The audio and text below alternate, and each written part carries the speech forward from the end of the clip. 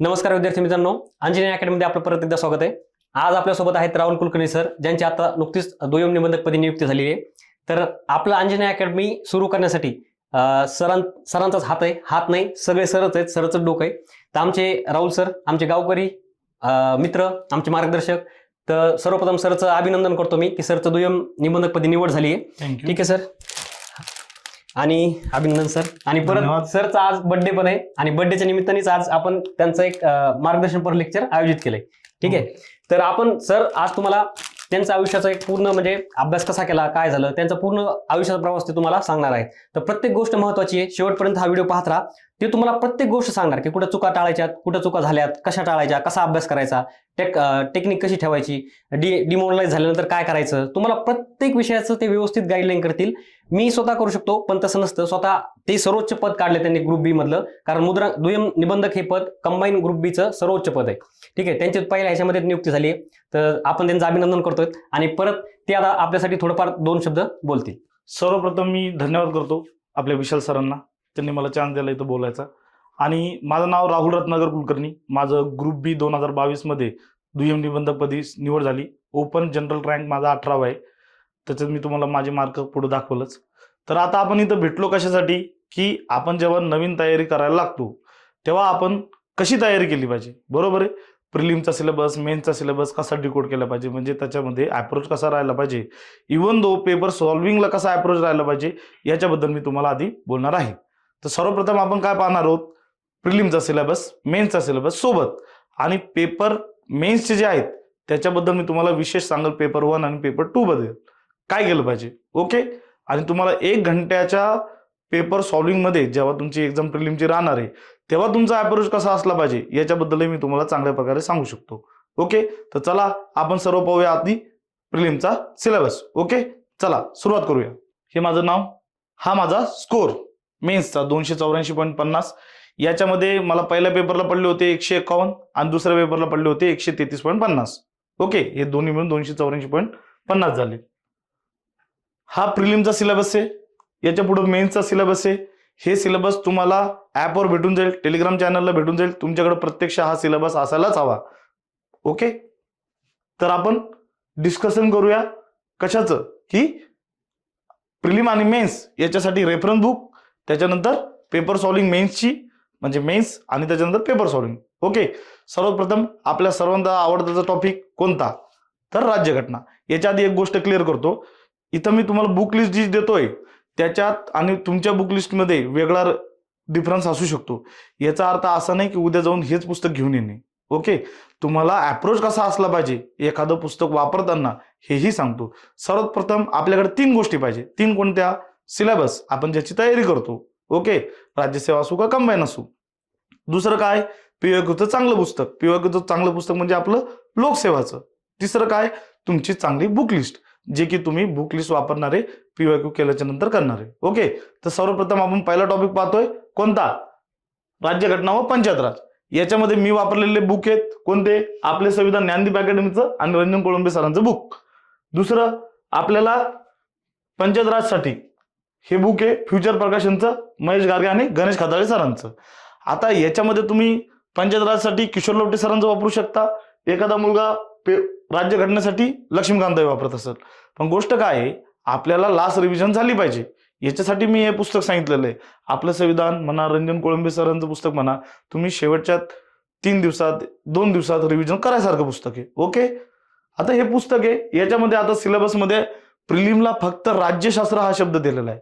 राज्यशास्त्र म्हणलं की त्याचे सगळे घटक आले, पण मेन्सला प्रॉपर सिलेबस दिलेला आहे. आणि सिलेबस तेच आहे मित्रांनो, जो आपण पुस्तकात म्हणजे सगळ्यांच्या पुस्तकात जे टॉपिक आहे तेच सिलेबस आहे. ओके, आता याच्यामध्ये काय राहतं, पेपर सॉल्व्हिंग करताना आता पेपर आपल्याला सुरुवात कशी करायची, एखादं पुस्तक वाचायला सुरुवात कशी करायची, याच्यासाठी सर्वात पहिले सांगतो. सर्वात पहिले काय पाहिजे मित्रांनो, तुमच्याकडं एक तुम्हाला पीवायक्यू जे आता तुमच्याकडे किती दिवस आहेत, 145च्या आसपास दिवस आहेत. प्रिलिमला 16 जूनच्या, मी 16 जून बद्दल बोलतोय. त्यामध्ये तुम्हाला शेवटचा महिना 30 दिवस रिव्हिजनला राहिलेत. म्हणजे तुमच्याकडे आजच्या घडीला 110 ते 120च्या दरम्यान दिवस आहेत, बरोबर. म्हणजे आपले 3 चौक 12 4 महिने आहेत. 4 महिन्यामध्ये तुम्ही चांगल्या प्रकारे सगळे विषय करू शकतात. तुम्हाला डेली बेसवर तुम्ही 2 विषय करू शकतात, एखादा एकही विषय करू शकतो. पण माझं एक वैयक्तिक मत आहे की तुम्ही 2 विषय हातात घ्यायला पाहिजे दररोज. मग याच्यात अप्रोच कसा राहायला पाहिजे, प्रत्येक विषयासाठी हे लागू होता, फक्त राज्यघटनेसाठी सांगतोय असं काही नाही, प्रत्येक विषयासाठी. पहिले काय, तुमच्याकडे पीवायक्यूचं बुक आहे. पीवायक्यूचे जे तुम्ही टॉपिक करणार आहे, समजा आज तुम्ही 4 घंटे 8 घंटे अभ्यास करणं अपेक्षित आहे. तुम्हाला जसं होईल 8+ झालं तर चांगली गोष्ट आहे, 8 घंटे केलं तरी सफिशियंट आहे. मग याच्यामध्ये 4-4 घंटेचं आपण असं नियोजन केलंय की एखादा पॉलिटी आणि इकॉनॉमिक्स करताय, बरोबर. तर 4 घंट्यामध्ये पॉलिटीमधले 2 विषय होऊ शकतात, म्हणजे 2 टॉपिक होऊ शकतात. मग ते हे 2 टॉपिक कसे केले पाहिजे, तर हे 2 टॉपिक सांगतो, म्हणजे हे सगळ्यासाठी लागू होतं. समजा तुम्ही करताय घटनेची निर्मिती, बरोबर आहे. आता आपण याच्यातले टॉपिक पाहू, घटनेची निर्मिती आणि त्याच्यानंतर प्रस्तावना. ओके, हे तर 2 स्टार्टिंग टॉपिक आहेत. मग घटनेची निर्मिती आणि प्रस्तावना हे टॉपिक करताना काय केलं पाहिजे, सर्वात पहिले तुम्ही त्याचा पीवायक्यू केले पाहिजे. पीवायक्यू केल्यानं तुम्हाला काय कळन की घटनेची निर्मिती असो का प्रस्तावना असेल, याच्यावर क्वेश्चन कसे येईल, बरोबर आहे. आणि पीवायक्यूचं बुक लेटेस्ट पाहिजे, कारण आजच्या अप्रोचला जे काही पॅटर्न आहेत 2020 कोरोनाच्या नंतरचे, ते पॅटर्न काय आहेत हे तुम्हाला कळले पाहिजे. त्याच्यामुळे अपडेट पुस्तक पाहिजे. जुनं वापरतो ते चालत नाही, लेटेस्टचे क्वेश्चन तुम्हाला त्याच्यात इन्क्लूड पाहिजेच. मग वेगळ्या एक्झामचे असलेले 21,000 पुस्तक आहे लोकसेवा पब्लिकेशनचं, ते तर तुम्हाला माहीतच आहे, ते तुम्ही घ्या, बेस्ट पुस्तक आहे. ओके, आता पीवायक्यू केल्याच्या नंतर तुम्हाला जेव्हा घटनेची निर्मितीतून पीवायक्यू कळाले, जेव्हा तुम्ही तेच टॉपिक पुस्तकातून वाचता, बरोबर आहे, तेव्हा तुम्हाला डायरेक्ट अप्रोच कळतो की बाबा तुम्ही पुस्तकातून कोणत्या गोष्टी कशा वाचत होते आणि कशा वाचल्या गेल्या पाहिजे, बरोबर.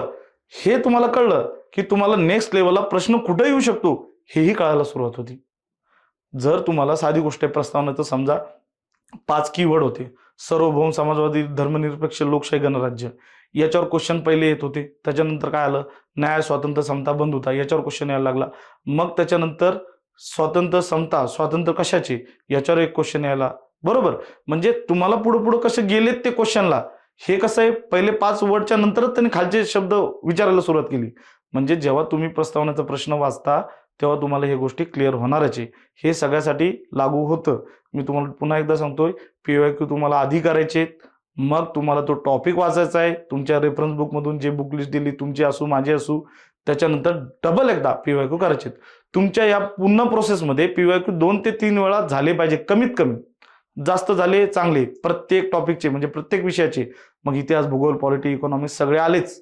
ओके, आता हे झालं आपलं कोणता, पहिलं राज्यघटना. ओके, आता राज्यघटनेत हे बुक आहे, हे सिलेबस आहे. ह्या पुस्तकामध्ये हे टॉपिक कव्हरच आहे, त्याच्यात नो डाऊट. ओके, आता त्याच्यानंतरचं दुसरा आपण सब्जेक्ट पाहूया. पहा, अर्थशास्त्र. आता काय आहे, अर्थशास्त्रामध्ये किरण देसले सरांचं बुक सांगितलेलं आहे, त्याच्यात रंजन कोळंबे सरांचं पण बुक वापरू शकता. याच्यामध्ये किरण देसले सरांच्या बद्दल सांगतो, म्हणजे त्यांच्या बुकमध्ये लेटेस्ट आकडेवारी सगळ्या असतात, बरोबर. त्याच्यानंतर तुम्हाला इकॉनॉमिक्स सर्वे आणि अर्थसंकल्प मी सांगण्याचं कारण काय, कारण इकॉनॉमिक्स सर्वेवर कमीत कमी 2 क्वेश्चन असतातच. प्रिलिमला हे क्वेश्चन यायले, तुम्ही पहा, राज्यसेवा असू का कंबाईन असू, आकडेवारीचा लेटेस्टचा क्वेश्चन एखादा असला तर तो प्रिलिम रिलेटेड, म्हणजे इकॉनॉमिक सर्वे रिलेटेडच असतो. बजेट एवढं मॅटर नाही करत, तेवढं तुम्हाला इकॉनॉमिक सर्वे तर मॅटरच करतं.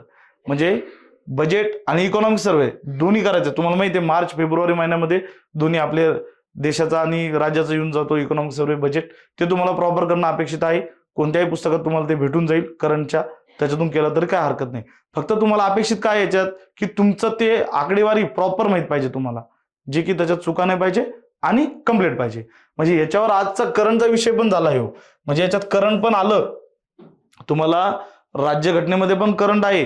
कारण का, सध्याच्या वादग्रस्त असलेले टॉपिक जे आहेत, जे सर्वोच्च न्यायालयामध्ये आहेत किंवा सर्वोच्च न्यायालयाने निर्णय दिले आहेत, तेही टॉपिक तुमच्या कंटेंट रिलेटेड असतात आणि ते करंटचे असल्यामुळं त्याच्यावर क्वेश्चन विचारला जातो, बरोबर.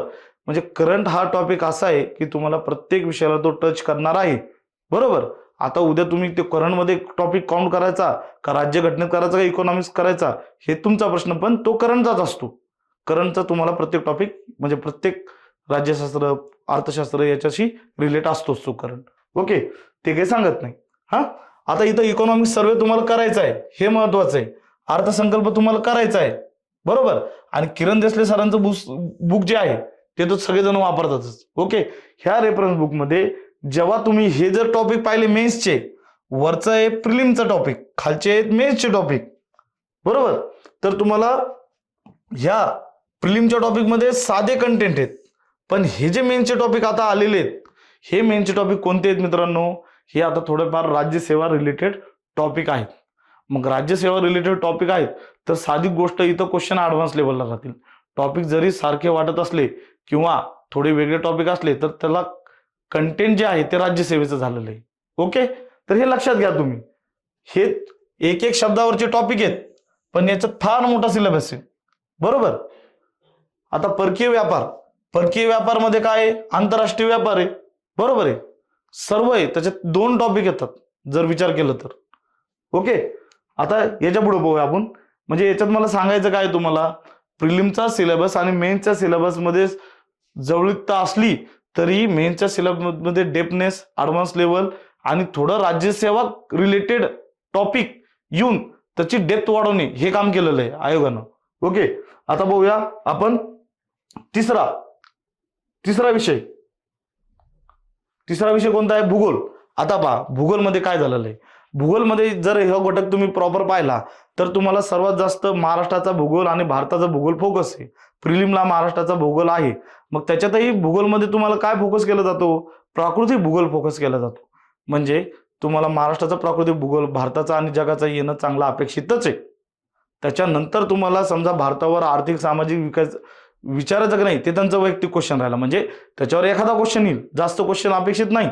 प्राकृतिक भूगोल चांगलाच पाहिजे, जगाचाही प्राकृतिक भूगोलावर तुम्हाला प्रिलिमला क्वेश्चन राहील. आता पूर्वी होता मेन्सला जगाचा भूगोल, क्लरिकल टॅक्सला 5 मार्काला होता. आता ते कंटेंट त्याच्यातून कमी झालेलं आहे, साहजिक. मग ते कुठं विचारणार? प्रिलिमला. ओके, म्हणजे हे लक्षात ठेवायचं आपल्याला की प्रिलिमला कोणता घटक येऊ शकतो, त्याच्यातलाही कोणता. म्हणजे जगाचा भूगोल यायचा असेल तर आर्थिक सामाजिक वाचण्याचा अर्थ नाही, त्याच्यापेक्षा प्राकृतिकला जास्त टाइम द्या, प्राकृतिक चांगल्या प्रकारे करा. ओके, आता पुढे बघूया. आता हे मेनचे जे पुस्तक आहे, आता हे प्रिलिमचे जे पुस्तक आहे महाराष्ट्राचा भूगोल याच्यामध्ये तुम्ही सौदी सरांचं वापरा किंवा दीपस्तंभाचं वापरा, चालतं. भारताच्या भूगोलसाठी पण तुम्ही सौदी सरांचं दीपस्तंभाचं वापरू शकता. जगाच्या भूगोलसाठी तुम्हाला प्राकृतिक भूगोल करायचंय, ह्या प्राकृतिक भूगोलमध्ये तुम्हाला ते आपलं भस्के सरांचं पब्लिकेशन आहे, 11वी NCERTचं सगळं त्यांनी केलेलं आहे ट्रान्सलेट मराठीमध्ये. तोही चांगला बुक आहे, त्याच्यातून केलं तरी सफिशियंट आहे, मोर दॅन सफिशियंट आहे, काय हरकत नाही. आर्थिक सामाजिक मध्ये तुम्हाला याच्यावर ते प्राकृतिक भूगोल पर्टिक्युलरली आहे. जर तुम्हाला आर्थिक सामाजिक भूगोल असेल तर तुम्हाला दुसरं बुक वापरावं लागेल. ओके, तुम्हाला महाराष्ट्राचा भारताचा भूगोलचे बुक वापरा, सौदी सरांचे वापरा, दीपस्तंभाचे वापरा, चालतात. ओके, पिक्टोरियल प्रेझेंटेशन दीपस्तंभामध्ये जास्त आहे, त्या मानानं AB सौदी सरांमध्ये कमी. आता हे जे भारताचा आणि महाराष्ट्राचा भूगोल आहे, मेन्सला काय झालेलं आहे, आता त्यांनी 2 टॉपिक नवीन आणले. कोणते? पर्यावरण आणि टेलिकम्युनिकेशन, दूरसंवेदन. आता यामध्ये तुम्हाला पर्यावरणासारखा घटक कव्हर होतो, म्हणजे पर्यावरण सारखा घटक तुम्ही कव्हर करू शकता. टेलिकम्युनिकेशन हा टॉपिक पूर्वी राज्यसेवा मेन्सलाच होता, आपल्याला फर्स्ट टाइम आलाय. म्हणजे या वर्षी एकदाच एक्झाम झाली, पुढच्या वर्षी जी काय होईल. मग तुम्हाला काय करायचं, हे टॉपिक याच्यासाठी जास्त काही टेन्शन घ्यायचं नाही. का? कारण तुम्हाला त्याच्यावर येणारे क्वेश्चन आणि त्याच्यासाठी वापरावं लागणारं मटेरियल, जर तुम्हाला क्वेश्चन 2-3 येत असेल आणि मटेरियल तुम्हाला 50-60 पेजचं वापरून तुम्हाला तेही त्याच्यातून आउटपुट येत नसेल तर टेन्शन घेऊ नका, याच्यावर मेरिट ठरणारा घटकच नाही. आता मला सांगा, साधी गोष्ट आहे, आजच्या 2023ला जर तुम्ही पेपर 2चे मार्क जर ऐकले असेल, हायएस्ट किती ऐकले हो? 60+ किती ऐकले? म्हणजे तुम्हाला तिथं ॲव्हरेज मार्क घ्यायचे. ॲव्हरेज मार्कमध्ये तिथं 50 ते 60 मध्ये रेंज आहेत, ज्यांचे रिझल्ट राहतील 60+, 65 आसपास जो आहे तो टॉपर राहील, बरोबर. पहिल्या पेपरवर सगळं आहे, पहिल्या पेपरवर म्हणजे मराठी इंग्लिशवर तुम्हाला किती मार्क काढतात त्याच्यावर सर्व काही. आता प्रेफरन्स आहेत, मार्क पहिल्या पेपरवर सगळ्या गोष्टी आलेली आहे, ते मी तुम्हाला प्रॉपर सांगतो. ओके, आता हे जे भूगोल आहे याच्यामधले टॉपिक तुम्हाला भारताचं भूगोल, महाराष्ट्राचं भूगोल, प्राकृतिक आहे, आर्थिक आहे, सामाजिक आहे, पॉप्युलेशन हे घटक आहेत. पॉप्युलेशन दोन्ही ठिकाणी येतं, एक तुम्हाला इकॉनॉमिक्स मध्ये म्हणा किंवा भूगोलमध्ये म्हणा, पॉप्युलेशन खास म्हणजे भूगोलचाच विषय, पॉप्युलेशन इथंच करणं अपेक्षित आहे चांगल्या प्रकारे. हो, मग आता याच्या पुढे बघूया आपण विज्ञान. आता हा सर्वात महत्वाचा टॉपिक आहे. आता विज्ञानमध्ये काय झालेलं आहे, विज्ञानमध्ये तुमचं स्टेट बोर्ड चांगलं नसेल, स्टेट बोर्ड, आता स्टेट बोर्डचे पुस्तक कव्हर करणारे सगळ्यांचेच आहेत, असं कोणी मार्केटमध्ये नसेल की त्यांनी स्टेट बोर्ड कव्हर केलं नसेल. सर्वांनी स्टेट बोर्ड कव्हर केलेलं आहे. मग काय होतं, स्टेट बोर्डचे साधे क्वेश्चन आपले जातात, पीवायक्यूचे क्वेश्चन जातात. आपलं सायन्स असा टॉपिक आहे आपल्याला न आवडणारा, आपण ते पीवायक्यू करत नाही, स्टेट बोर्डही करत नाही. कमीत कमी अपेक्षित काय आहे, तुम्हाला पीवायक्यूची होल्ड, स्टेट बोर्डवर चांगली रिव्हिजन, आणि जर ॲडव्हान्स लेवलला क्वेश्चन आला तर हरकत नाही, तो स्किप केला तरी प्रॉब्लेम नाही. पण तुम्ही 15 मार्काचा सायन्स हा टॉपिक आहे तर तुम्हाला तिथं 10-12 मार्क तरी सोडवता आले पाहिजे. नाहीतर तुमचं कसं राहतं, 7-8 क्वेश्चन आयटम केले, बाकीचे 7-8 क्वेश्चन आयटमच नाही केले, मग तुम्ही रिस्क झोनमध्ये जाता. म्हणजे काय, जेव्हा आता ते पुढे मी महत्वाचे टॉपिक सांगणार आहे ज्याच्यावर तुम्ही चांगल्या प्रिलिम पास होऊ शकतात. चांगल्या प्रिलिम म्हणजे कोणत्या, प्लस मार्कानं प्लस चांगल्या पोस्टसाठीच्या, ती मी तुम्हाला सांगतो पुढच्या टॉपिकमध्ये. ओके, तर आता सायन्समध्ये तुम्हाला काय, पीवायक्यू, स्टेट बोर्ड, मार्केटमधलं कोणतंही एक बुक, आपल्याला माहिती आहे सचिन भस्के सरांचं बुक आहे, तेही केलं तरी चालतं. तुम्ही दुसरं कोणतं वापरत असाल तेही चालतं. फक्त आपल्याला स्टेट बोर्डचे जे मार्क आहेत, पीवायक्यूचे जे रिपीट होणारे मार्क आहेत ते तरी गेले नाही पाहिजे, कारण ते मार्क दुसऱ्याला पडणार आहेत. सायन्समध्ये हे मार्क तर कसेच जाणं अपेक्षित नाही, स्टेट बोर्ड आणि पीवायक्यू. आता पुढचा टॉपिक पाहूया. आता सामान्य विज्ञान तंत्रज्ञान याच्यामध्ये जे आलेलं आहे मेन्सला तुम्ही आता हा प्रिलिमला चांगला सब्जेक्ट केलेला असेल तर तो तुम्हाला मेन्सला किती फायदेशीर ठरणार आहे हे तुम्हाला आताच कळायला पाहिजे. म्हणजे आता तुम्ही सायन्स न करणं म्हणजे तुम्ही प्रिलिमलाही 10-15 मार्काचं तुम्हाला येतच नाही आणि मेन्सलाही 10-15 मार्काचं येतच नाही, हे अर्थ आहे. म्हणजे तुम्ही किती रिस्क झोनमध्ये खेळताय सायन्स न करून हे तुम्हाला कळायला पाहिजे. ओके, आता पुढचा सब्जेक्ट पाहूया. पुढचा चालू घडामोडी. आता आपले अंजनेय अकॅडमीचे विशाल काजळे सर, हे तर तुम्हाला माहिती आहे, चालू घडामोडी घेतात. आता सिम्प्लिफाईड परिक्रमा हे सगळीकडे अवेलेबल होणारे सोर्सेस आहेत, बरोबर. ही जर लँग्वेज तुम्हाला जड जात असेल तर विशाल सरांनी केलेलं त्यांच्या अंजनेय अकॅडमी मधले जे काही नोट्स आहेत पिक्टोरियल प्रेझेंटेशनच्या, त्या तुम्हाला चांगल्या प्रकारे फायदा ठरेल, त्याही तुम्ही करू शकता. त्याच्यातही तुम्ही त्यांचे मागचे प्रिव्हियस व्हिडिओ पहा, युट्यूबला टाकलेले म्हणा, त्यांच्या ॲपवर काही फ्रीमध्ये आहेत ते, ज्याच्यामध्ये त्यांनी मागच्या याच्यात माझ्या कंटेंटमधून काय काय आलं ते एक्सप्लेन केलेलं आहे. म्हणजे तुम्हाला हे फायदा होईल, हेही केलेलं चांगलं राहील. तुम्हाला अवेलेबल जसं होईल तसं तुम्ही करा. त्याच्यात बऱ्याच ॲपमध्ये डिटेल आहे, ते तुम्ही ॲप डाउनलोड करून चेक करू शकता. ओके, आता याच्या बाहेर कोणते सोर्सेस नाहीये चालू घडामोडीसाठी. आता फक्त हे एक लक्षात ठेवायचंय की तुम्हाला चालू घडामोडी किती महिन्याचं करायचं. आता काय झालं, आपण 6 महिन्याची करायची सवय, आपल्याला 6 महिन्याचं करून काही होत नाही. तुम्हाला कमीत कमी 1.5 वर्षाचं करावं लागेल. 1.5 वर्षाचं करंट करणं अपेक्षितच आहे. उद्या जर करंट सारख्या विषयामध्ये जे हातचे मार्क होते, कमीत कमी सोर्सेस वापरून तुम्हाला ते मार्क पडू शकत होते, आणि तुम्ही जर ते केले नाही तर दुसऱ्याला ते मार्क पडणार आहेत. स्कोरिंग सब्जेक्ट कोणता हे तुम्हाला कळला पाहिजे, ज्याच्यामध्ये दुसरे मार्क घेतात. तुम्ही जर घेतले नाही तर त्याचे तोटे तुम्हालाच आहेत. काठावर प्रिलिम पास होताना त्रास होतो की पुढचा अभ्यास करावा का नाही मेन्सचा, हे मी त्याच्यातून भरपूरदा गेलेलो आहे, त्याच्यामुळे मी सांगू शकतो, बरोबर. करंट अफेअर्ससाठी आता कसं झालेलं आहे, करंट अफेअर्ससाठी त्यांनी काय सांगितलेलं आहे, जागतिक आणि भारतातील चालू घडामोडी हेच टॉपिक दिलेले त्यांनी प्रिलिम आणि मेन्सला. याच्यामध्ये सगळंच आलं. म्हणजे याच्यामध्ये आपण जे तुमचे 7 सब्जेक्ट आहेत, 6 सब्जेक्ट आहेत, त्या रिलेटेडही कंटेंट तुम्हाला करंटमध्ये येणार, बरोबर. आणि बाकीचंही कंटेंट येणारच आहे, जे महाराष्ट्राचं असेल, भारताचं असेल, निधन वार्ता असेल, नेमणूक असेल, बरोबर. ते पिक्टोरियल प्रेझेंटेशन जास्त समजतं, जे की विशाल काजळे सरांनी दिलेलं आहे. एकदा पाहून घ्या, ते फायदेशीर ठरेल. पुढचा टॉपिक घेऊया मित्रांनो. आता गणित आणि बुद्धिमत्ता. आता गणित आणि बुद्धिमत्तासाठी मी तुम्हाला नेमका एकच सोर्स सांगितला आहे, सचिन ढवळे सरांचं. कारण का, त्यांची जी लँग्वेज आहे शिकवण्याची ती एकदम बेसिक आहे, सामान्य व्यक्तीलाही समजते. मी काही प्रमोट करायलो नाही, म्हणजे मी त्यांच्या काही प्रमोशनला बोलवलं म्हणून नाही, पण मला त्यांचा अनुभव आलेला आहे. मला त्यांचे जे सोर्सेस वापरले त्याच्यातून मला फायदा झालेला आहे. माझे म्हणजे याच्यामध्ये फार कमी अटेम्प्ट राहायचा, ॲक्युरसी राहायची. त्या गोष्टी माझ्या यांच्या सरांचा क्लास केला किंवा त्यांचे वर्कबुक पाहिले, त्यांचं ते बुक पाहिले, ते सॉल्व करत राहिलो, त्याच्यामुळे मला फायदा झालेला आहे. आजच्या घडीला ज्याचं मॅथ नाही त्याला मेन्सला 22 मार्काला मॅथ आहे, प्रिलिमला 20 मार्काला मॅथ आहे. अपेक्षित नाही तुम्हाला 22 आणि 20 पैकी तेवढं 100% सोडता येणं, तुम्हाला एक कळणं की बाबा 15 तरी तुमचे आयटम झालेले आहेत आणि जे स्किप करायसारखे कंटेंट होते म्हणजे जे गणित होते ते तुम्ही स्किप केलेले आहेत, हे तुम्हाला कळणं अपेक्षित आहे. तुमचं गणिताचं तिथं आता कोणी म्हणू शकत नाही मी 7-8 क्वेश्चन सोडून आलो आणि मला तेवढेच आयटम झाले. आजच्या घडीला तुमचं 12+ गणिताचं अटेम्प्ट असणे गरजेचे आहे, ॲक्युरसी असणं गरजेचं आहे. तुम्हाला स्किप कोणते करायचे हे कळणं महत्त्वाचं आहे. 20 पैकी 20 कोणाला येत नसतात, त्याच्यातले 4-5 क्वेश्चन हटकून असे टाकले जातात की त्याची तुम्ही टाइम घ्यावा, त्याचा इम्पॅक्ट तुमच्या बाकीच्या पेपरवर पडावा. पण हे तुम्हाला कळायला पाहिजे की बाबा आपण 5 सोडवले नाही तर बाकीचे 15 आपण चांगले सोडू शकतो. हे तर तुमच्या हातात आहे, बरोबर. हे करायचं आपल्याला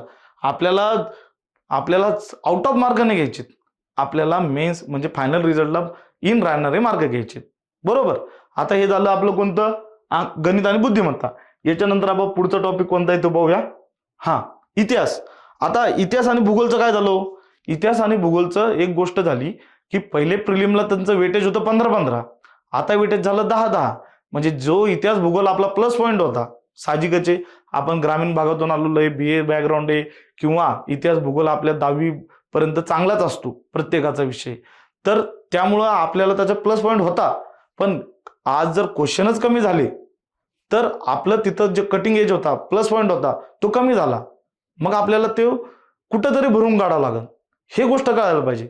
इतिहास भूगोलला शिकवणारे मटेरियल, मार्केटमध्ये असणारे ॲप, मार्केटमधले सर लोक सर्व चांगले आहेत. पण आपल्याला काय प्रॉब्लेम आहे, इतिहास आणि भूगोलचं कंटेंट कमी झालं. आजच्या घडीला इतिहास असू भूगोल असू त्याच्यात तुम्हाला 1 ते 2 क्वेश्चन असे असणार की कोणाच्या कंटेंटमध्ये सापडणार नाही. मग याचा अर्थ असा आहे का की बाबा आपण त्याला टाइम किती द्यायला पाहिजे हे कळलं पाहिजे, तुमचं आउटपुट किती येणार आहे हे कळलं पाहिजे, तुम्हाला कुठं टर्न व्हायचंय ज्याच्यातून स्कोर निघू शकतो हे कळलं पाहिजे. इतिहास भूगोलला मी तुम्हाला इथं दिलेलं आहे की काय, इतिहासाला समाधान महाजन सरांची बुक, गाठाळ सरांची बुक, 11वी स्टेट बोर्ड कोणी वापरू शकतं, कोणी नोट्स वापरू शकतं, मग आता ते पवन माळी सरांचे वापरू शकतं, कोणी ज्या काही वेगळ्या वेगळ्या नोट्स आहेत. आता हे पण तुम्ही कोणती ऑनलाईन बॅच घेतली त्याच्यावरही चालतं. त्यांनी पण आता कोणत्या इकडे पहा, कोणत्याही क्लासवाले सर यांचं एक काम असतं की विद्यार्थ्याला परिपूर्ण माहिती देणे आणि ते करतच असतात, त्याच्यात नो डाऊट. म्हणजे कोणते सर वाईट कोणते चांगले हे नाही सांगलो, त्यांचं एक आहे की तुम्हाला हे कळलं पाहिजे की बाबा माझा हा विषय कमजोर आहे, मी याचा क्लास केला पाहिजे. कारण का, मी कोणासोबत डिस्कशन करत नाही, मी शेवटपर्यंत त्याला हात लावत नाही, मी रिस्क झोनमध्ये खेळतो. जेव्हा त्या पेपरचा इम्पॅक्ट मला पेपरमध्ये त्याचा इम्पॅक्ट जाणवतो त्याच्यापेक्षा क्लास लावलेला वाईट नाही. कारण तुम्हाला वर्षातून एकदा एक्झाम द्यायची आहे, ती एक्झाम गेल्याच्या नंतर फक्त पुढच्या वर्षीची वाट पाहायची आहे.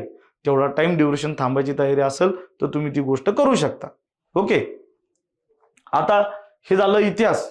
याच्या आधी इतिहास बोललो, आता मेन्स बद्दल. आता आपल्याला मेन्स बद्दल बोलायचंय. आता मेन्सच्या टॉपिक बद्दल आपल्याला काय, प्रिलिम मध्ये आता पेपर सॉल्विंग बद्दल मी नंतर बोलणार आहे की सगळं पेपर सॉल्विंग बद्दल कसा राहील, 1 घंट्यात काय करायचंय ते महत्वाचं आहे, ते मी नंतर बोलतो. आता आपण मेन्सवर आलो.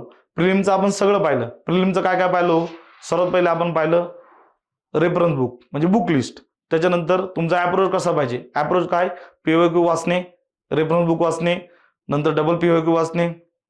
त्याच्यातून आपल्याला काय समजतं, वाचताना आपल्या काय चुका होत होत्या, आपण सहज वाचून जात होतो आणि क्वेश्चन तिथंच विचारला, आपल्याला कळला नाही, PYQ मधून तीच गोष्ट कळन की बाबा PYQ मध्ये हे क्वेश्चनवर आता हे टॉपिक म्हणजे तुम्हाला एखाद्या टॉपिकवर आता क्वेश्चन कसा यायला लागला, पूर्वी कसा होता ना आता कसा यायला लागला, ही गोष्ट तुम्हाला कळणार आहे. म्हणून तुम्हाला PYQ गरजेचे आहेत. PYQ किती सांगितले मी तुम्हाला, कमीत कमी 2 ते 3 वेळेस तुमचे PYQ वर कमांड आली पाहिजे. कमांड म्हणजे तुम्हाला हा गोष्ट कळली पाहिजे याच्यापूर्वी ह्याच टॉपिकवर म्हणजे साध्या एका छोट्या टॉपिकवर क्वेश्चन कसा होता, पुढे कसा वेगळा विचारण्यात आला आणि उत्तर काय देण्यात आलं. आपल्याला काही उत्तर पाठ करायसाठी PYQ घ्यायचं नाही, आपल्याला क्वेश्चनचा पॅटर्न कसा येतोय, त्याच्यातून तुम्हाला अप्रोच कसा आहे वाचतानाचा हे कळण्यासाठी घ्यायचं. ओके, चला मित्रांनो, आता आपण पाहूया मेन्स पेपर 1 पेपर 2. आता पेपर 1 मध्ये आपल्याला माहिती आहे 50 मार्काला मराठी आहे आणि 50 मार्काला इंग्लिश आहे.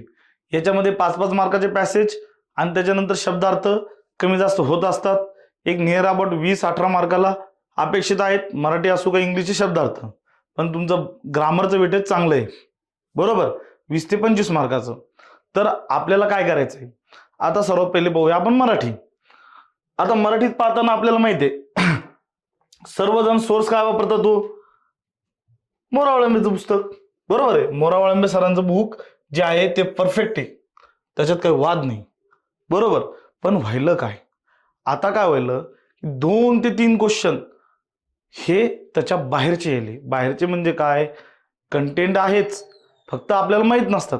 जसं की विराम चिन्हाचं 2022ला एक क्वेश्चन आला होता अवग्रह चिन्हासंबंधीचा, जो की कोळंबे सरांच्या बुकमध्ये नव्हतं, बरोबर. तसंच कर्तृ कर्म भाव संकर प्रयोग, म्हणजे कर्तृ कर्म भाव हे तिन्ही प्रयोगाचं संकर असलेलं प्रयोग, त्याचं उदाहरण आलं होतं, तेही टॉपिक नव्हता. मग याच्यासाठी काय करायचं, म्हणजे तुम्हाला एक 50 मार्काचं जर क्वेश्चन आहे मराठीचे, तर तिथं तुम्हाला 40+ सहज मोरावळंबे पुस्तकातून वापरल्यावर तुम्हाला पडणारच आहे. पण 2-4 मार्क जे नसतील त्यासाठी तुम्हाला ह्या सर लोकांची नोट्स करावीच लागते. अमोल पाटील सरांची नोट्स करा किंवा यशवंत सोलार सरांची नोट्स करा, दोन्हीपैकी एक करा, कोणतीही एक करा, ज्याला जी कम्फर्ट आहे ती करा, पण करा, 100% करा. कारण का, ह्या लोकांनी त्यांच्या क्लासेसमध्ये सर्व टॉपिक डेप्थ लेवलचे, ॲडव्हान्स लेवलचे कव्हर केलेले आहे, जे की तुम्हाला एक्झाममध्ये दिसतील. मला अवग्रह चिन्ह हा क्वेश्चन 2022ला होता, हा टॉपिक तेव्हा त्याच्यात इन्क्लूड नव्हता. म्हणजे मोरावळंबे सरांच्या विराम चिन्ह या टॉपिकमध्ये अवग्रह चिन्ह या तो नव्हतं, तर माझा तो टॉपिक गेला असता की नाही, मार्क गेला असता की नाही. म्हणजे आज मी ओपन जनरलमधून पास झालेलो आहे शेवटचा, तर मी तो EWS मध्ये गेलो असतो. म्हणजे एका मार्काची व्हॅल्यू काय ही तुम्हाला समजायला पाहिजे. त्याच्यासाठी माझ्यासोबत, म्हणजे माझी प्रिलिमच्या नंतर मेन्स झाली 1 वर्षानं, साहजिकच मी त्याच्यामध्ये एवढे टॉपिक करणं, म्हणजे ह्या सर लोकांची नोट्स करणं अपेक्षित होतं. तुम्हाला टाइम जरी कमी भेटला तर दोन्हीपैकी एक करा, एक तर करावीच लागणार आहे. तुम्हाला वेगळे 2 मार्क जे दुसऱ्याला पडणार नाही ते जर तुम्हाला हवे असेल तर ह्या लोकांची नोट्स करावीच लागणार. हे सर लोक त्यांच्या मेहनतीतून त्यांनी जी नोट्स दिलेली आहे, व्हायरल झालेल्या आहेत नोट्स, टेलिग्रामला सहज अवेलेबल आहेत, झेरॉक्सवर भेटून जाईल, त्या तुम्ही घ्या, त्या करा, चांगल्या कंटेंट आहे त्याच्यातही, बरोबर. आता हे झालं व्याकरणासाठी मोरावळंबे सर, अमोल पाटील सरांची किंवा यशवंत सोलर सरांची नोट्स तुम्हाला सप्लिमेंट एक्स्ट्रा 2-3 मार्कासाठी याच्यातूनच भेटणार. शब्दार्थासाठी मोरावळंबे आणि आपल्या मॅडमची, के सागर मॅडमची, लीला गोवळकर मॅडमची जी काय आहे, त्यांचं ते थोडं स्पेलिंग मिस्टेक, सॉरी, तर ते शब्दार्थासाठी हे बुक वापरले तर सफिशियंट आहे. आता काय होतं, शब्दार्थाला लिमिट नाही. लिमिट नाही म्हणजे काय, ह्या सरां म्हणजे एवढं कंटेंट केल्यावर 100% तुम्हाला शब्दार्थ त्याच्यातूनच येतात, त्याच्यासारखे म्हणजे तुम्हाला शब्दार्थ येईलच त्या पेपरमध्ये, अपेक्षित नाही. पण तुमचा काहीतरी बेस बनणं याच्यासाठी हे गरजेचं आहे, बरोबर आहे.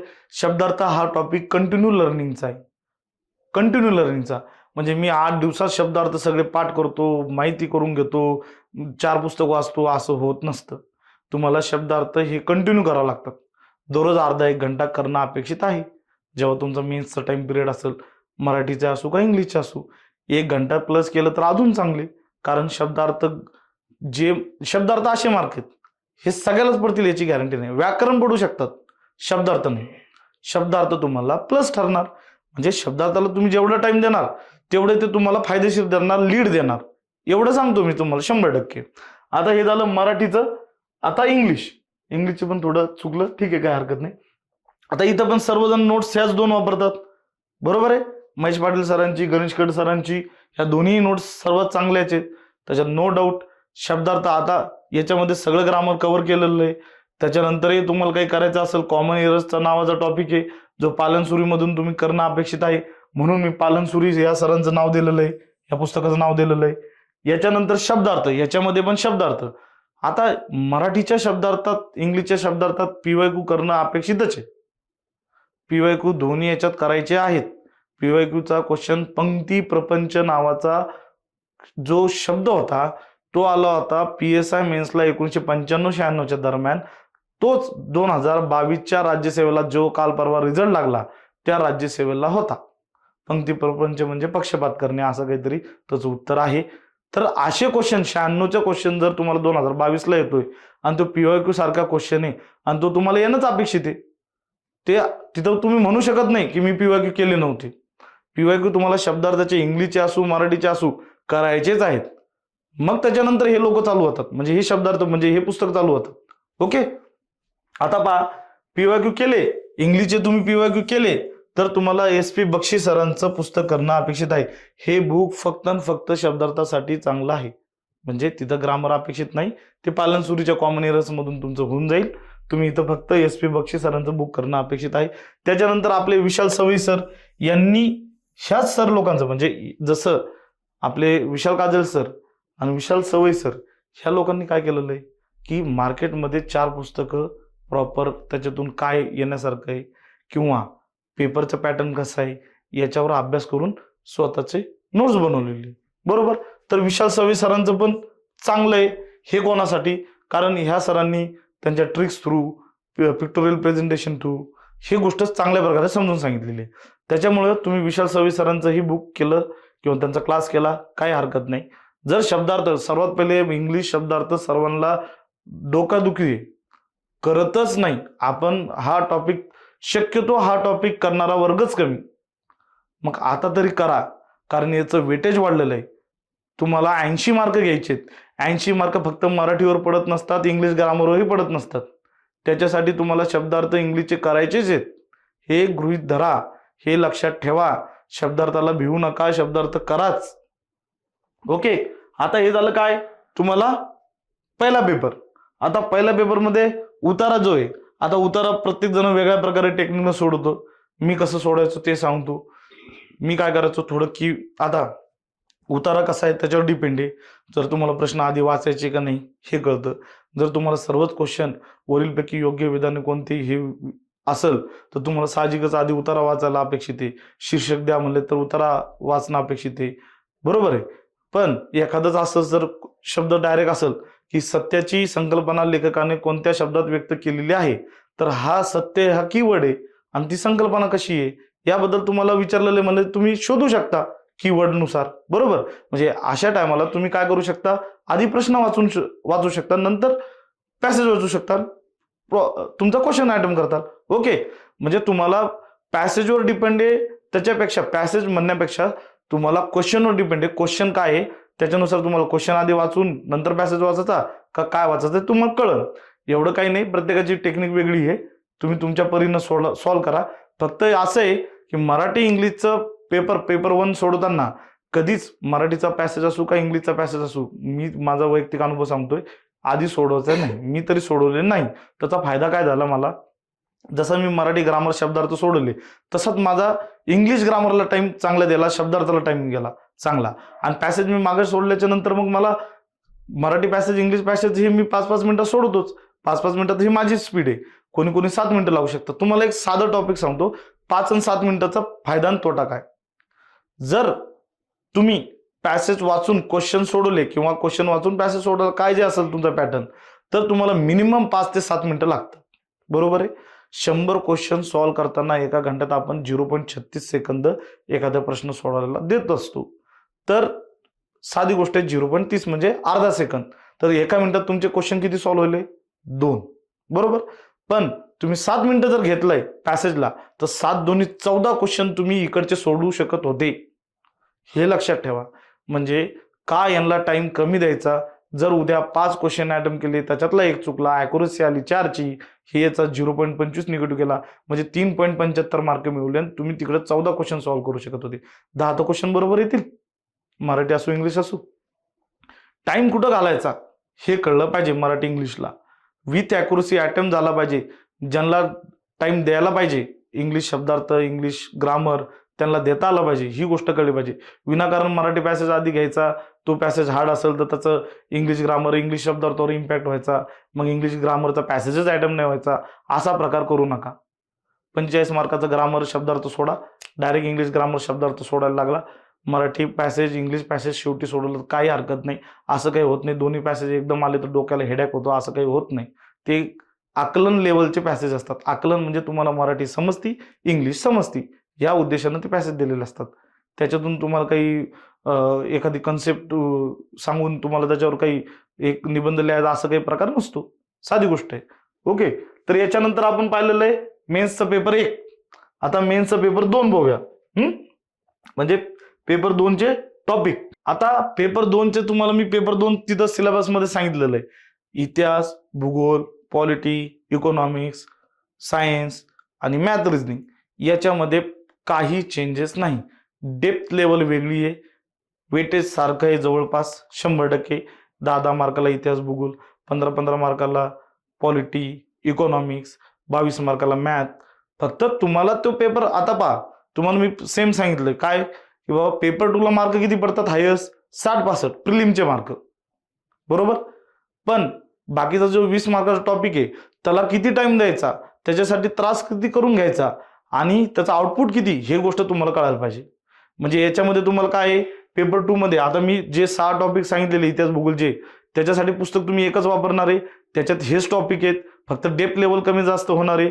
आता काय व्हायलं की तुम्हाला मेन्सचा राज्यसेवा मेन्सचे काही टॉपिक आलेले आहेत, त्या लेवलवर डेप्थवर क्वेश्चन येणार आहे. म्हणजे टॉपिक एकच असणार पण लेवल वेगळी असणार प्रश्न विचारण्याची, सेंटेन्स बेस्ड क्वेश्चन असतात. तुम्हाला एक्झॅक्ट तुम्हाला ती कन्सेप्ट कशी आहे समजली की नाही त्या बेसवर क्वेश्चन असू शकतो. लेवल हार्ड राहील, बाकी काही नाही. ओके, थोडी हार्ड राहील, एवढी पण नाही की बाबा क्वेश्चनच आता असं आहे का की बाबा तुम्हाला क्वेश्चनच समजणार नाही, असं पण नाही. पुढं पहा, आता हे जे टॉपिक आहेत ना, हे फक्त 20 मार्काचे टॉपिक दिलेले आहेत पेपर 2 मध्ये, जे वेगळे आहेत. कोणते? राईट टू इन्फॉर्मेशन ऍक्ट, त्याच्यानंतर right to service act, computer आणि पर्यावरण. हे मी तुम्हाला सांगितलेले, हे 20 मार्काला घटक आहे. ह्या 20 मार्काच्या घटकासाठी तुम्हाला टेलिकम्युनिकेशन आहे, बरोबर.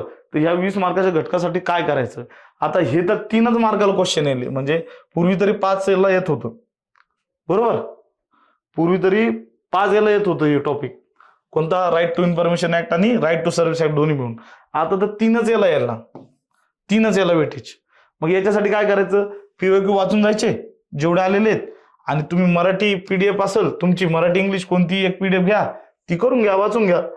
नाहीतर मार्केटमध्ये जे बुक आहेत ते करू शकता, काय हरकत नाही. कारण याचं वेटेज तेवढं नाहीच आहे, फक्त एवढं आहे की बाबा हे तुम्हाला येणं अपेक्षित 3 मार्काचं.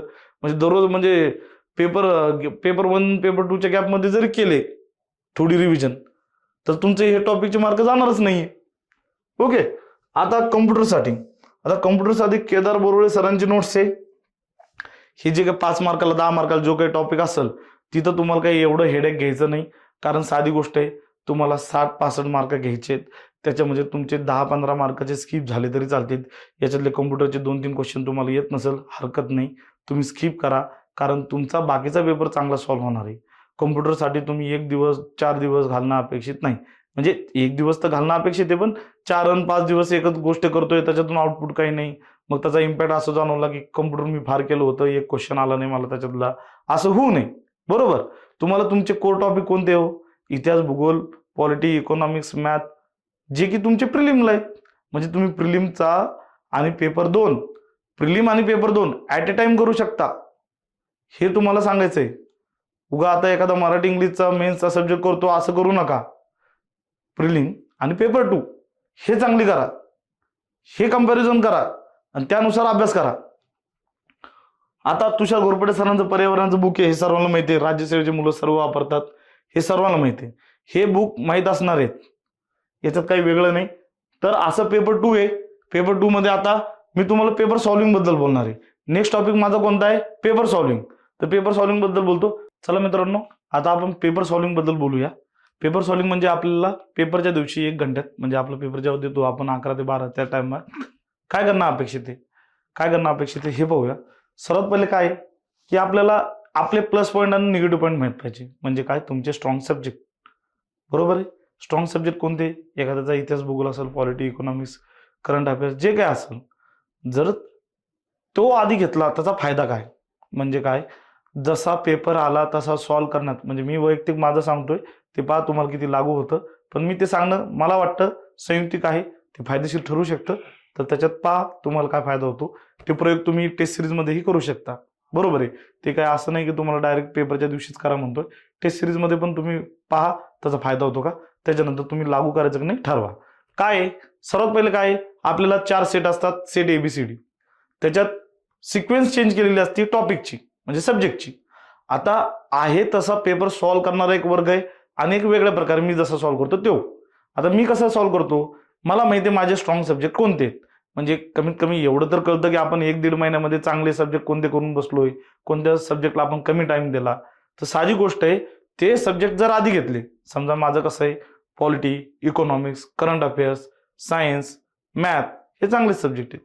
इव्हन तो इतिहास भूगोल पण ॲव्हरेज तर ठेवाच लागतो. बरोबर. जर समजा एखाद्याचे 3 सब्जेक्ट चांगले असतील, समजा पॉलिटी, इकॉनॉमिक्स आणि करंट अफेअर्स, 15-15 मार्काचे घटक आहेत, ते जर आधी घेतले, तुम्ही जेवढं वाचलेलं आहे, साहजिक तुम्हाला एक कळून जातं की तुम्हाला जर ते क्वेश्चन हार्ड गेले तर क्वेश्चन पेपर हार्ड आहे. तुम्हाला बाहेर येऊन आल्यावर कळत नाही. काही असा वर्ग आहे की बाहेर आल्यावरच कळतं क्वेश्चन पेपर हार्ड होता, क्वेश्चन पेपर सोपा होता. बरोबर आहे. जेव्हा तुम्ही हे जे तुमचे स्ट्रॉंग सब्जेक्ट आहेत तेच आधी घेतात, ते सॉल्व्ह करताना तुम्हाला प्रॉब्लेम झाला, तो पेपर हार्ड आहे कळतो. तेच टॉपिक जर तुम्हाला चांगले गेले तर त्याचे बेनिफिट काय आहेत ते सर्वात महत्वाचे. जर तुम्ही तेच जे तुमचे स्ट्रॉंग टॉपिक आहेत ते आधी घेतले, सर्वात पहिले तुम्हाला टाइम कमी लागतो, तुमचा कॉन्फिडन्स बिल्ड होतो, तुम्हाला त्याच्यातून चांगले मार्क येतात. बरोबर आहे. कारण तुमचे येणारे घटक दिसतात ना. प्रश्न वाचला, अरे येतो मला, प्रश्न वाचता मला येतो. म्हणजे याने काय होतं की तुम्हाला टाइम कमी लागतो, कॉन्फिडन्स बिल्ड होतो. त्याचा इम्पॅक्ट काय? इम्पॅक्ट असा आहे, तुम्ही पुढच्या विषयाला जे तुमचे हार्ड जरी असले, येत जरी नसले, त्याला टाइम चांगल्या प्रकारे देऊ शकता. तिथं कॉन्फिडेंटली उत्तर देता तुम्ही. बरोबर. हे महत्वाचं आहे. टाइम ऍडजस्टमेंट करणं महत्वाचं आहे.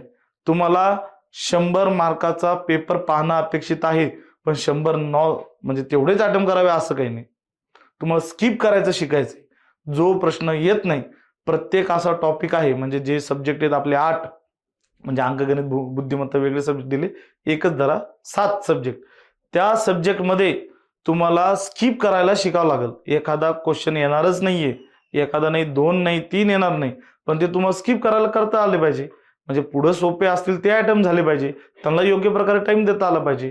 आपला अट्टाहास असा असतो की पॉलिटी मी एवढं केलंय, 15 मार्काचं, हे 3 क्वेश्चन कुठून आणले, मला येतच नाही, मग आता मी अटेम्प्टच करतो, रिस्कच घेतो. एखादा क्वेश्चन, 2 क्वेश्चन अपेक्षित नाही सोडवणं. बरोबर आहे. मी असंही म्हणत नाही की 15 क्वेश्चन पॉलिटी आहे, तिथं 10 आहे, तिथं 10 सोडा, 5 तसे सोडून द्या. रिस्क घ्यावी लागती. पण एखादा क्वेश्चन येत नाही तर तो नंतर सॉल्व्ह करू शकता ना. तेव्हा तिथं टाइम देणं अपेक्षित नाहीये. तो टाइम दिला तर तुमचं एक उत्तरही चुकल. दुसरी गोष्ट, ज्याला टाइम द्यायला पाहिजे होता, जे सोपे घटक होते ते तुम्ही सॉल्व्ह केलेच नाही किंवा तिथपर्यंत गेले नाही, त्यांना योग्य प्रकारे टाइम दिला नाही. म्हणजे एखाद 2 क्वेश्चन, तुम्हाला साधी गोष्ट आहे, जे क्वेश्चन तुम्ही अटेम्प्ट केले नाही त्याला गोल करू शकता. मी तर तसंच करत होतो. सेकंड टायमाला मी त्याच्यात सॉल्व्ह करायचो. रिस्क तर घ्यावीच लागती. बरोबर आहे. अटेम्प्ट तर करावाच लागतो. माझं म्हणणं हे, जे चांगले येतात ते सॉल्व्ह करा, जे येत नाही, एखाद 2 क्वेश्चन प्रत्येक टॉपिकचा तेवढा गोल करा, सेकंड टाइमला ते सॉल्व्ह करा. तुम्ही तो स्किपही करू शकता, सॉल्व्हही करू शकता. ओके. आता आपण काय बोलतोय, सर्वात पेपर सॉल्व्हिंग बद्दल मी काय बोललो, सिक्वेन्स ठरवा. हे तुम्हाला पेपरला बसायच्या आधी ठरवायची की मी माझं टॉपिकची सिक्वेन्स कशी घेणार आहे, सब्जेक्टची सिक्वेन्स कशी घेणार आहे.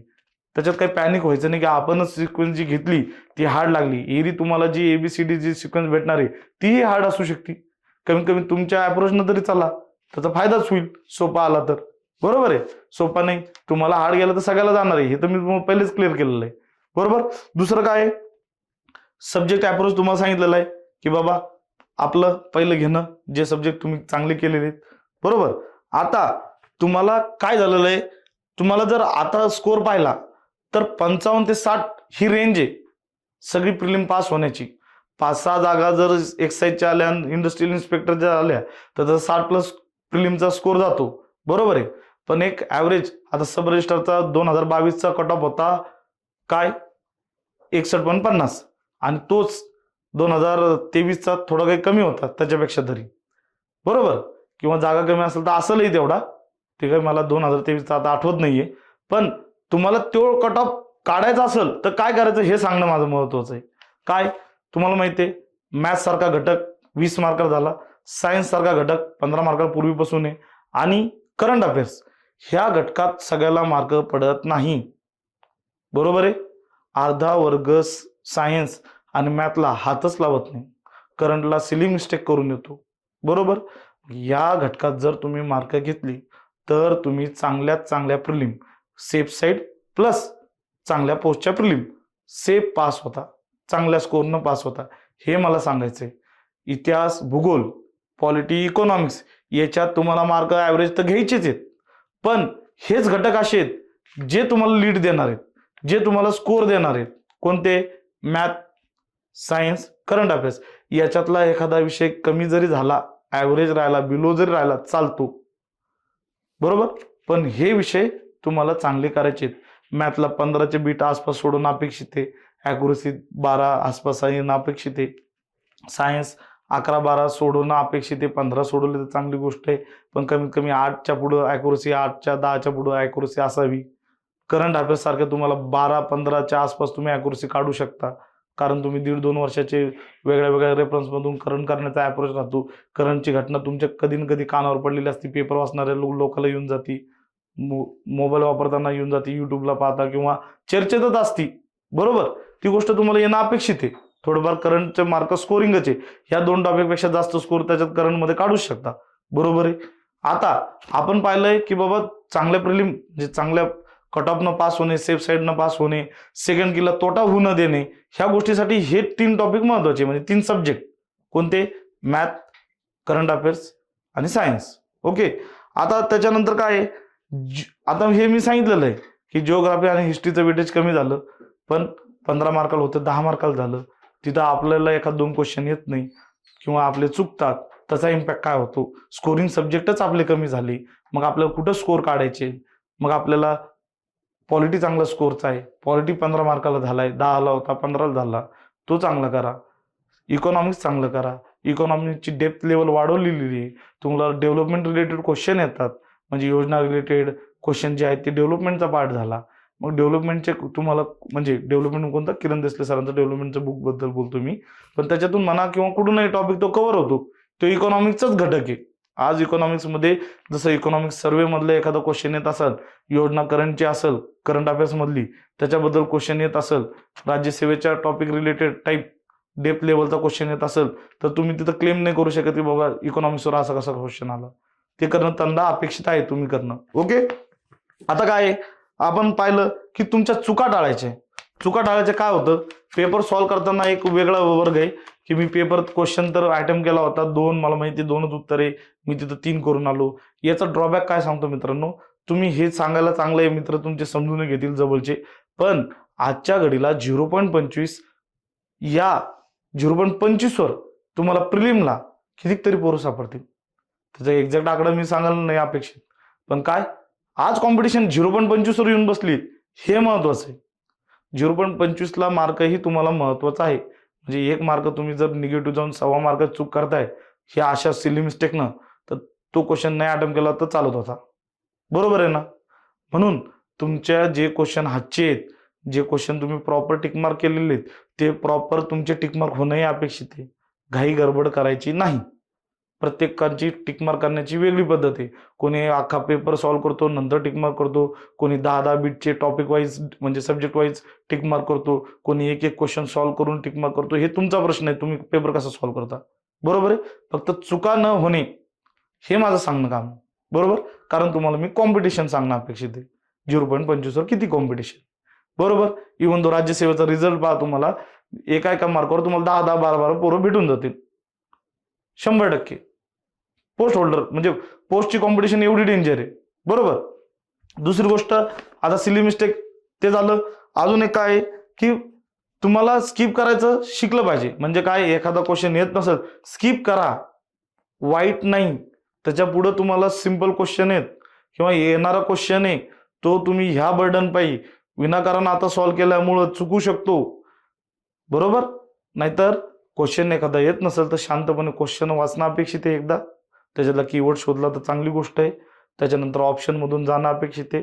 जेव्हा फर्स्ट टाइम क्वेश्चन वाचून तुम्हाला जो ऑप्शन वाचतो तो मारणं अपेक्षित आहेच. जेव्हा तुम्ही याच्यातच कन्फ्युज होऊन वेगळे वेगळे ऑप्शन चेक करायला लागतात तर तोही चुकणं बऱ्यापैकी, म्हणजे माझं तर मित्र एकनं असं सांगितलं की एकदा क्वेश्चन वाचून जे उत्तर तुम्हाला ऑप्शन वाचल्यानंतर फर्स्ट टाइम क्लिक होतं तेच तुमचं 90 ते 100% बरोबर असतं. विनाकारण ऑप्शन मध्ये तीनदा कन्फ्युज होऊन चेक करणे म्हणजे तिथं चुकण्याचे चान्सेस वाढतात. ओके. स्किप करायला पुरतो तो क्वेश्चन, हे याच्यासाठी सांगतोय मी. त्याच्यानंतर 100 क्वेश्चन पेपर पाहणं अपेक्षित आहे, पण 100 क्वेश्चन सोडवणं अपेक्षित नाही. स्किप केलेले क्वेश्चन, न अटेम्प्ट केलेले क्वेश्चन ते तुम्हाला निगेटिव्ह घेऊन जाऊ शकतात विनाकारण 100 सोडवले. फर्स्ट टाइम सॉल्व्ह करणारे जे पेपर म्हणजे फर्स्ट टाइम जे पेपर देणारे व्यक्ती आहेत त्यांना तर ही गोष्ट लागू होती. विनाकारण 100 अटेम्प्ट करून आला त्याला तर 100% लागू होती. जुना अनुभवी व्यक्ती त्याच्यात तो रिस्क घेतो, त्याला ती गोष्ट येते, पण तुम्ही जर 85 ते 95 मध्ये पेपर सोडवला तर तुमचा स्कोअर कमी येणार आहे असं धरू नका. तुमची ॲक्युरसी मेंटेन ठेवणं महत्वाची आहे, निगेटिव्ह न जाणं महत्वाचं आहे. बरोबर, म्हणजे तुम्हाला 100 क्वेश्चन तर पहा ना, प्रश्न पाहिजेच आहेत. नाहीतर असं नाही की बाबा मागं मॅथ सोपं होतं आणि मी तिथं आयटमच केले नाही, ह्याच याला 2 क्वेश्चनला माझा जास्त टाइम गेला, असं नाही. बरोबर, तुम्हाला 100 क्वेश्चन पाहिजे. आयटम किती करायचे ते तुमचे वैयक्तिक आहे, पण 85 ते 95 चांगला आयटम आहे. ॲक्युरसी चांगली राहते, स्कोरही चांगला येतो. असं काही ड्रॉबॅक होत नाही की 85 आयटम केला म्हणजे PSLही बसत नाही आणि 100 आयटम केला म्हणजे तो सगळ्याच याला एक्झामला पास होतो, असं काही नसतं. बरोबर, हे मला सांगणं अपेक्षित आहे. तर हेच मला एवढ्या याच्यावरून, म्हणजे कसं आहे, माझा एक जो अनुभव आहे तुम्हाला शेअर करायचा होता. याच्यात प्रत्येकानं, आता माझं म्हणणं हेच राहील की तुमच्या जवळचा एखादा अधिकारी वर्ग ओळखीचा असेल, मित्र ओळखीचा असेल, तर त्यांना पेपरच्या बुक लिस्ट घेण्यापेक्षा त्यांना पेपर सॉल्व्ह करताना काय अडचणी येतात त्या कशा टॅकल केल्या पाहिजे. तिथं तुम्हाला हे नाही विचारायचं की बाबा सायन्स असेल तर कोणता ऑप्शन मारू, 2 मारू का 3 मारू, मॅथ असेल तर कोणता मारू, हे अपेक्षित नाहीये. तिथं तुम्हाला पेपर सॉल्व्ह करताना 1 घंट्यामध्ये तुमचा अप्रोच कसा असला पाहिजे हे विचारणं अपेक्षित आहे. माझ्यापेक्षाही चांगली लोक आहेत, माझ्यापेक्षा चांगल्या पोस्टला म्हणा, माझ्यापेक्षा चांगल्या रँकला म्हणा, तुमचे जर कॉन्टॅक्ट असेल तर त्यांना हेच विचारा, पेपर सॉल्व्ह कसा केला पाहिजे.